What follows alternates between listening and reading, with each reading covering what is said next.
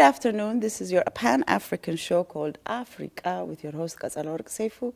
Today we have a great guest for you. I'd like to say welcome to our studio. Thank you very much. If you could please tell us a little bit about yourself. Sure. Introduce yourself. Okay.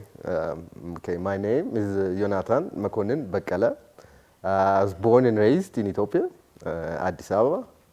I graduated high school at St. Joseph's School, Addis Ababa, and I went for higher education to America. I studied in UMBC, University of Maryland, Baltimore County. I studied visual communications, and visual communications is like, as it says, the name says, it's about visuals and trying to communicate with people using images, video, all types of media. After finishing graduating from university, I started working for the Ethiopian Yellow Pages. It's a directory in Washington, D.C., and it's a big directory. I worked as layout guy and design, graphic design, for a while, and then I moved back to Addis. Brilliant. So, to take you back to the U.S., I would like to know, how old were you when you actually left Ethiopia? I was 19 years old. Okay. So, at 19, when you moved to the U.S., I'd like to know, how was the U.S. compared to Addis? Did you have a hard time fitting in? Definitely.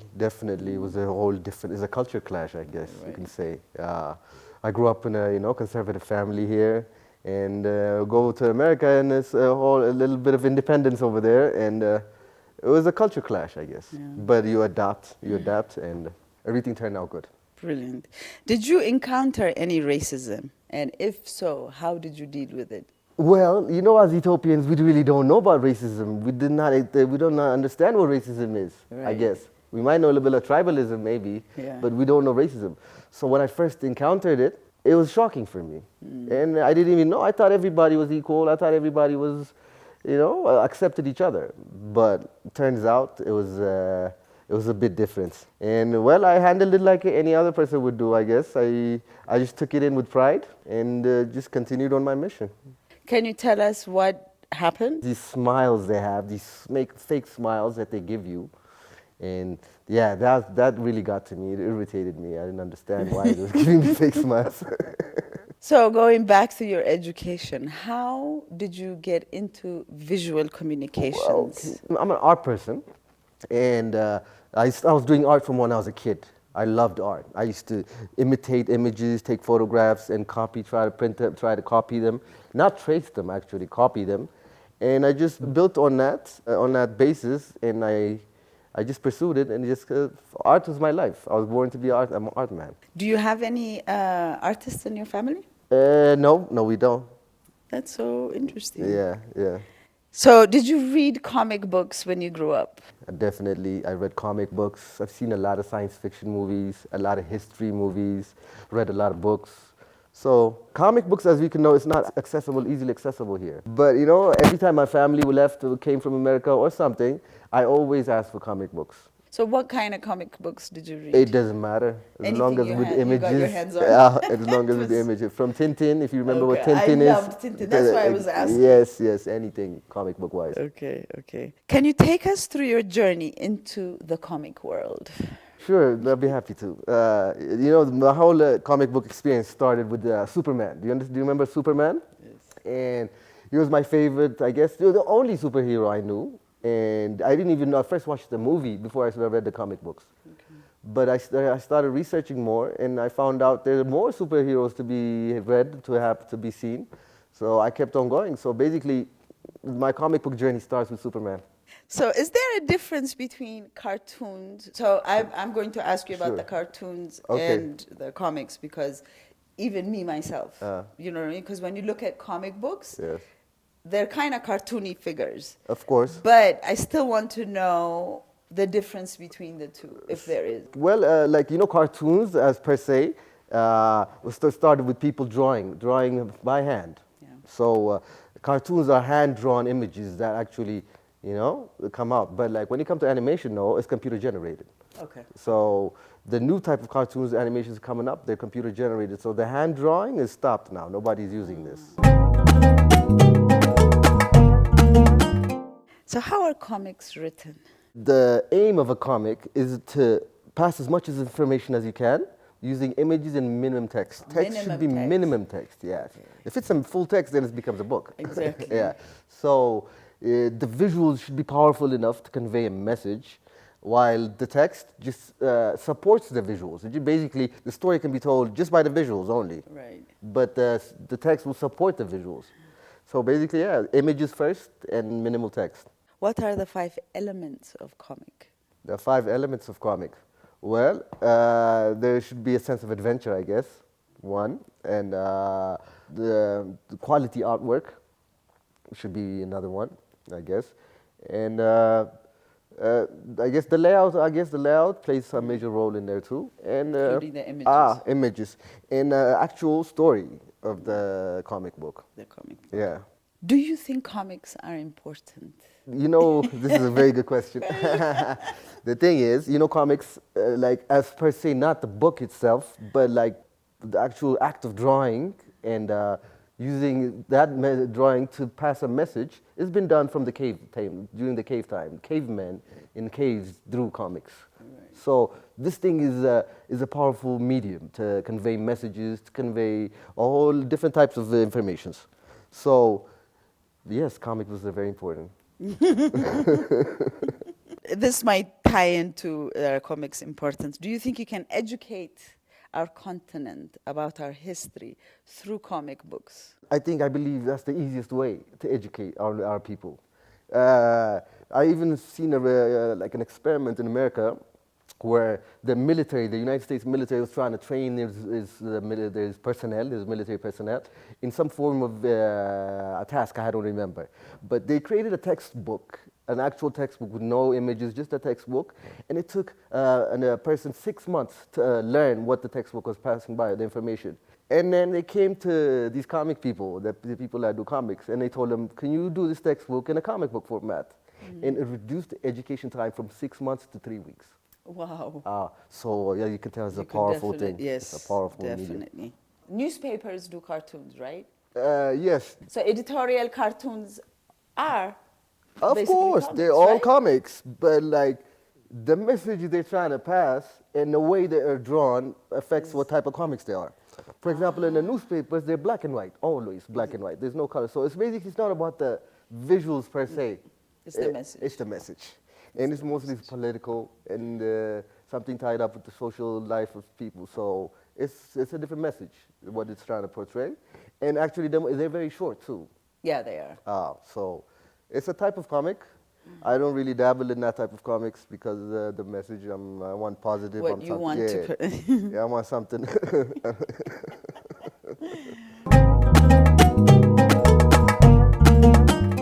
Can you tell us the history and influences of comic books in Africa?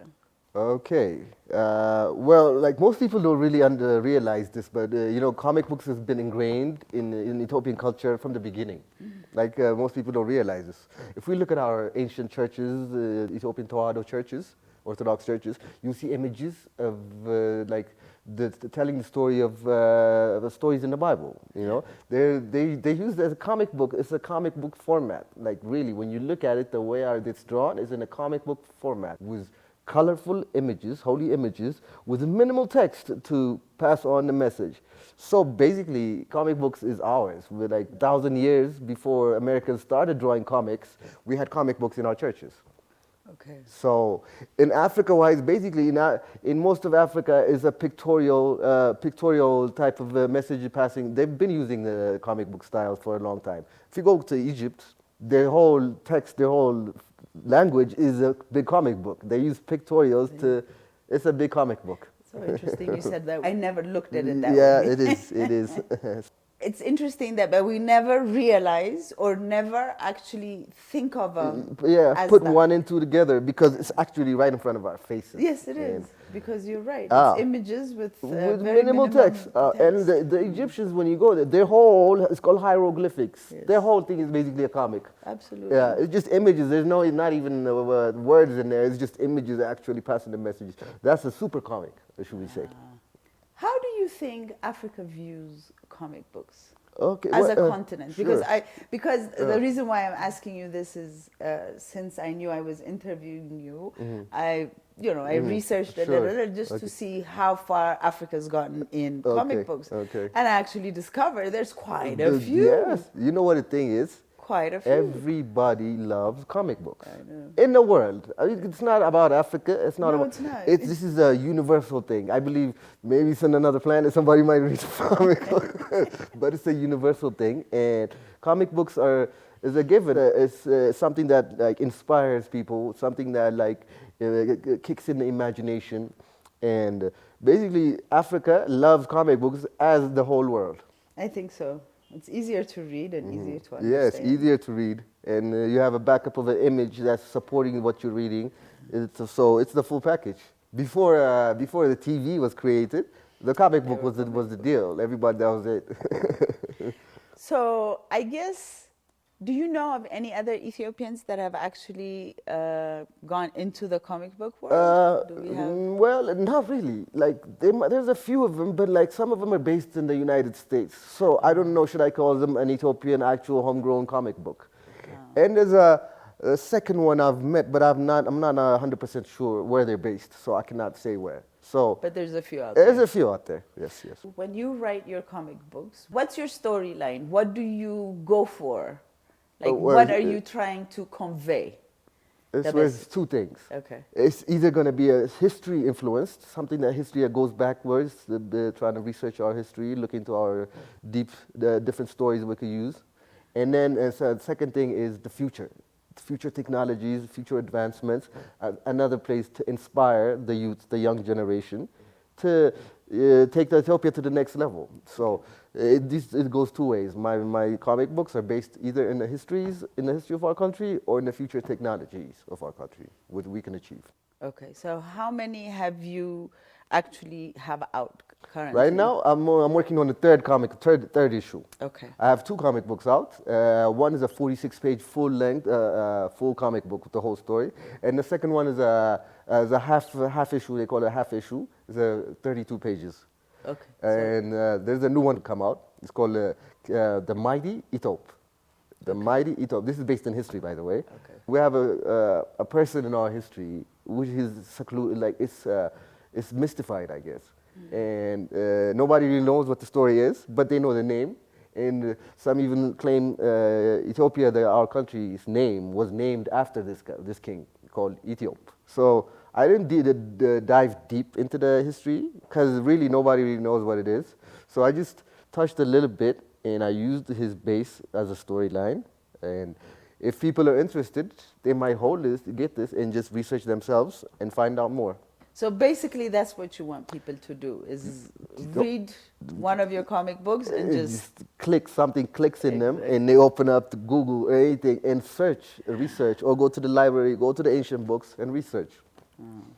That's a nice way of educating us. Yes, no, it's a different way. Completely different way. I do believe that we have to know our background, from backside to go forward. Yes. So you digging and teaching us about our back helps us to go forward. You said it yourself, Qetsela. To know your future, you got to first know your past. Yeah. So we need this. We need to do this. No, it's absolutely beautiful because the continent has very rich history that I don't think as Africans have actually written about it or talked about it. Like mainstream. Put it on the mainstream for all of Africa to reach. So we can learn about the stories. We want to know about our African brothers and sisters' stories as much as probably they want to know about ours. So this is a medium, but this is one medium where within so many ways we could do this. One of the reasons why you do the comic books is obviously to educate us. Yes. Outside of educating, especially the younger generation, yes, you can also inspire. Yeah, that's even more important than education, really, because we're already grown up. We're already out. So, like, there's so much we can do. There's so much we could do. There's so much that we can really do. But the youth, the children, their mind is fresh. It's ready to absorb information, and it's ready to actually to make a move towards the good direction. If they get pointed to a direction, their mind is ready to move. So the most important thing I believe is this: to inspire the youth. in the fields of history and in the fields of technology and science. Because these two are basically what will bring us out from this third world situation we're in right now. Do you really think we're a third world? Well, how should I say this? However you want. You know, because the more I hear this third world, and then you look at the West and everything is being taken from here, I'm like, who is the third world? I understand what you're saying. Of course, wealth-wise, when for our natural resources, our cultural history, that's priceless. The wealth we have is priceless. It's like a MasterCard commercial, really. But I'm talking about the situation they put us in because of this whole pressures and these games are being played by the Westerners on us. They have actually made this place to make me feel like it's a third world, where like we are supposed to be kings and queens here. So that's what I'm saying. And the only way we can get out this image they have of us and the image we have of ourselves. Thank you. It's not about them, but it's how we portray ourselves. Is through history, by learning what we were, how powerful we were, and by achieving what the Westerners could achieve with the technologies and the sciences, which is anybody could support. We could do like if we can achieve this, we claim our royalty. One of the things you had mentioned, I'm going to take you back a little bit, is once you came back from the U.S., you weren't able to read. Amharic? Yes, can you believe it? But then what you did was really, really amazing. Not only did you read Amharic, you also ended up reading educating which is the source of the whole thing. You. Well, so I want to know the history behind that. What even pushed you you know to what pushed actually, me? to study? It's the signs on the streets that push me. The alphabets. I just keep on driving. I see the alphabets, the Ethiopian alphabets, the Ethiopic fonts, and they're magical, basically. So that pushed me, really. And then I started researching about the history of this language, which is actually 5,000 years old. Ge'ez is 5,000 years old. It is considered the father language of most of these Semitic languages that exist and that do not exist now. For example, we have Hebrew, we have Arabic. They still use these languages, but we have Aramaic. It's supposedly the language of Jesus. That's not. It's a dead language now. That is younger. The dead language is younger than Ge'ez. So Ge'ez is an very old language, and that really interested me too. So are you, as someone that's actually doing comic books, do you think that is eventually going to come into your writing your comic books, the Ge'ez language? The Ge'ez, it's actually in there already. Because you do Amharic. Amharic. If it's Amharic, Ge'ez is represented in there. Absolutely. Yes, so absolutely. Yeah, I'll just keep on pushing with Amharic, but research more powerful words that are in Ge'ez that we don't use in our day-to-day conversations, but easy for us to understand. We know the words, we understand, but they're always powerful, so powerful, we don't use them in our day-to-day conversations. So these words need to come back to life. And by putting them in the comic book, I put a couple of words in there, and it was easily recognizable by everybody. Even though it's a powerful and ancient word, which we don't use day-to-day, it was recognizable. So that's another power of the Ge'ez. Even like word could be silent for years, for hundreds of years, for thousands of years. But once it comes back and we hear it, we recognize it automatically. So now you had mentioned to us that you were on your third comic book. Yes.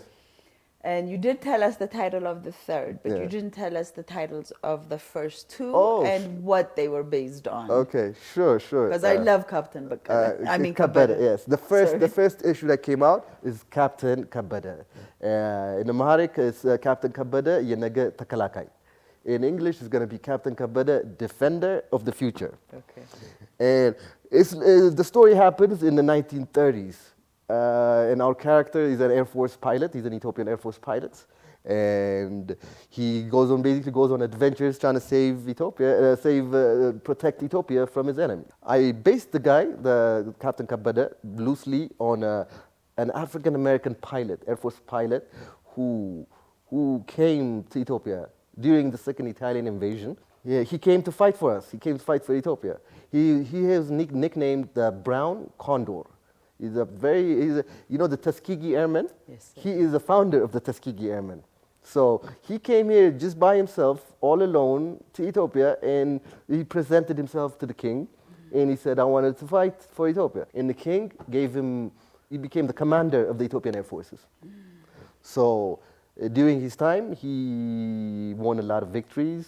I believe he trained a lot of pilots also. He started the Ethiopian Airlines also, the public airlines. He is the one who started it. Okay. So we really owe a lot to this person. That was nice. And basically, so I basically loosely based the character on him. If you look at the way he dresses, my character, it's actually a photocopy of what he looked like. But I made him into an Ethiopian to make the story a little bit more interesting for our people. But in the end of the page, at the back of the book, there's recognition for recognizing this African American pilot, the Air Force pilot that came and fought for Ethiopia when we needed it the most. That's beautiful, because that's definitely one way of teaching them who this man was and what he did for our country. For us, yes. Now, this is going to be my last question. Sure. And I mean, this could be like a 10, 15, 20-minute answer because it's about your future plan. Oh, okay, sure. So we would like to know what your plan is for the future. Well, the future. As you saw, Captain Kabad is a defender of the future. Oh, wait, before we go to that, but we didn't talk about the AI. The second issue is called the AI judgment. And this story has been with me since I can remember, I guess, since I first watched the Terminator movies. You remember the Terminator? Basically, the story has been with me for all that time. And I was waiting for a medium to tell a story. I was thinking of writing it in a short story format, but now I was like, this might not be as attractive as I want it to be. And then I was going through it. I was going through the movements, the motions to come up, and finally, everything clicked and the comic book medium just fell in my hand. And the story just came out it just flowed. You couldn't stop yourself. Yeah, I couldn't stop myself. And there's stuff in there like I foresee in the future. This is future stuff. Like, for example, I've wrote as a people, Ethiopians as a people have achieved advanced technology. They travel into outer space. They colonize planets. They start mining industries in all different planets. They make a lot of money. They become rich. They become a powerful nation. So I've added that all that in there, and this is a way of inspiring people, I guess. Absolutely. This is something in the subconscious level, inspiration. Yeah. Yes. Absolutely nice. So then now we go back to our last question. Okay. What is your future plan for us in the comic world? I'm trying to flood the city, flood the country, the continent, I guess, of comic books. The stories are never ending. We already discussed this. Yeah. We have so much stories in Africa, let alone Africa, just Ethiopia, inside Ethiopia, the stories. In my life, I could not finish telling these stories. Yeah. So the future is just as much as possible to come up with much stories as I can, and I see positive things. Maybe we can move to another medium by using these comic books. We can move to another medium, to the animation-wise, and to live-action movies also.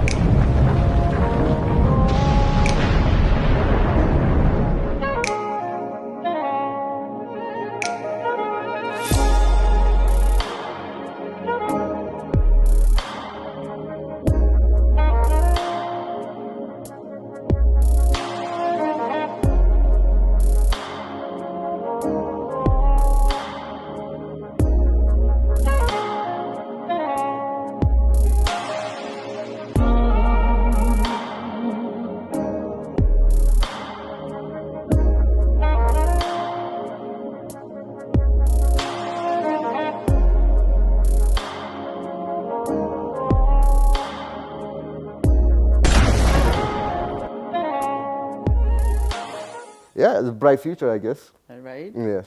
You have a lot to do. I know. I mean, you're going to have to pump comic books every week for us to. Yes. At the end of it, that's what the plan is. But I need a team for this too. This is not something that can be done by myself. So live action movies, right? So the future basically, right? Because you're already going in and you're going back. You know, like you said, to know your future, you got to know your past first. Beautiful. And yeah.